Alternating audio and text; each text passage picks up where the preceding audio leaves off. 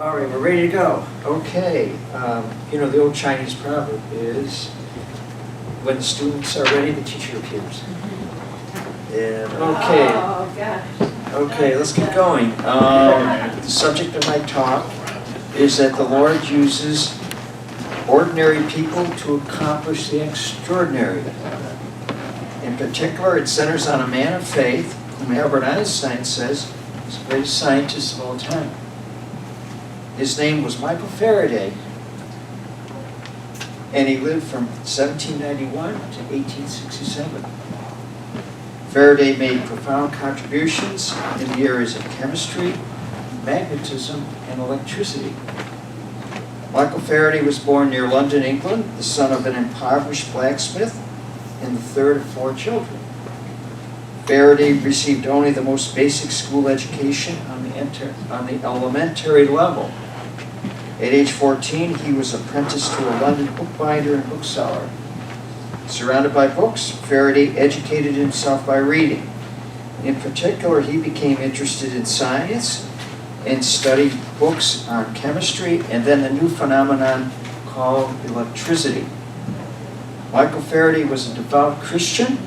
He belonged to a small nonconformist sect known as the Sandemanians. It did not believe in having ordained ministers and instead had the offices of deacon and elder.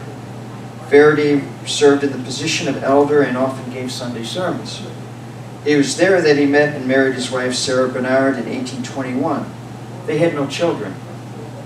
In 1812, while working at the bookshop, a customer gave Faraday tickets to attend a series of public lectures by the famous English chemist Sir Humphry Davy of London's Royal Institution.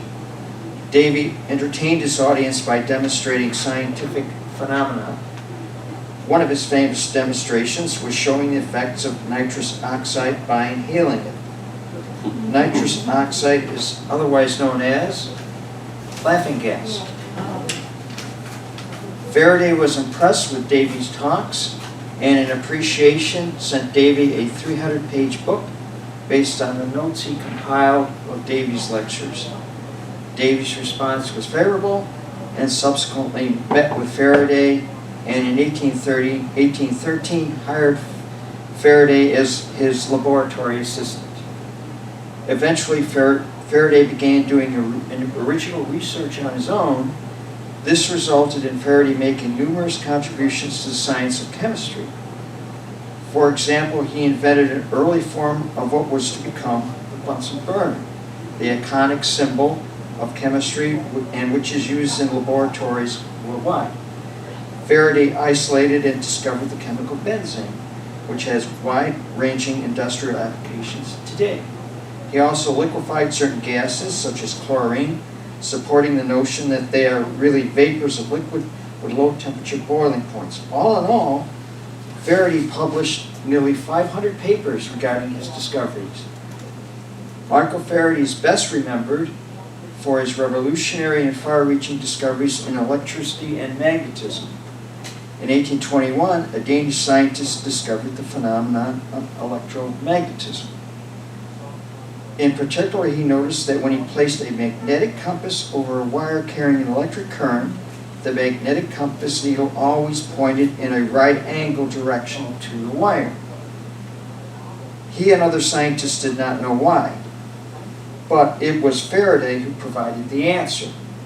Faraday concluded that the electric current in the wire produced a magnetic field, which caused the compass needle to change direction. The scientists at the Royal Institution rejected Faraday's explanation because, in their estimation, Faraday was not university trained like them and hence not qualified to give an answer. This highlights a biblical principle, and that is that the Lord opposes the proud but gives grace to the humble. The university-trained scientists around Faraday were proud in not acknowledging that someone with less education might have the answer. Faraday, on the other hand, was graced by the Lord to have an insight into the answer. Armed with this idea, that is, that an electric current exerts a magnetic field, Faraday devised an experiment It involved an electric wire connected to a battery, which was inserted into a jar of mercury, mercury being an excellent conductor of electricity, wherein was placed a suspended magnet. The result was that the electric current in the wire caused the magnet to revolve around it. Faraday tried his experiment in reverse, placing a stationary magnet in the jar of the mercury and suspended an electric wire in the mercury. The outcome was the same, only this time the wire rotated around the magnet. Faraday called his device an electromagnetic rotator. Today we know it as the electric motor.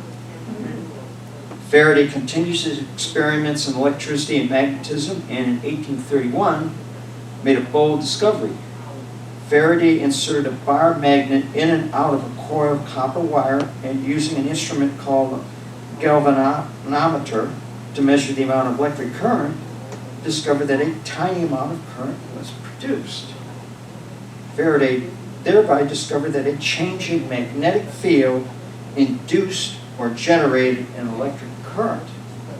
He then constructed an apparatus consisting of a copper disc that rotated between the poles of a magnet.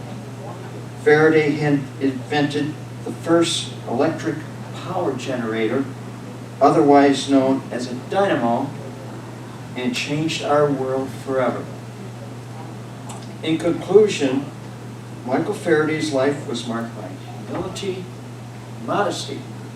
This despite the fact that he was elected a fellow of the Royal Society, England's most prestigious scientific organization, and became the first Fullerian professor of chemistry at the Royal Institution. He refused to be knighted in recognition of his scientific achievements, believing it was against the Bible to pursue worldly honors. Instead, he preferred to be known as plain Mr. Faraday. He turned down the offer of a high salary and later chose to live on a modest retirement pension, saying, "I shall be with Christ, and that is enough." Finally, Faraday's life and work is testimony to a biblical principle. The Bible tells us to humble ourselves in the sight of the Lord, and He will exalt us. Michael Faraday's modesty and obedience to the Lord resulted in him being exalted in the area of science. The Lord gave Faraday the insights into chemistry and the workings of electromagnetism. And is it no wonder that he is considered by many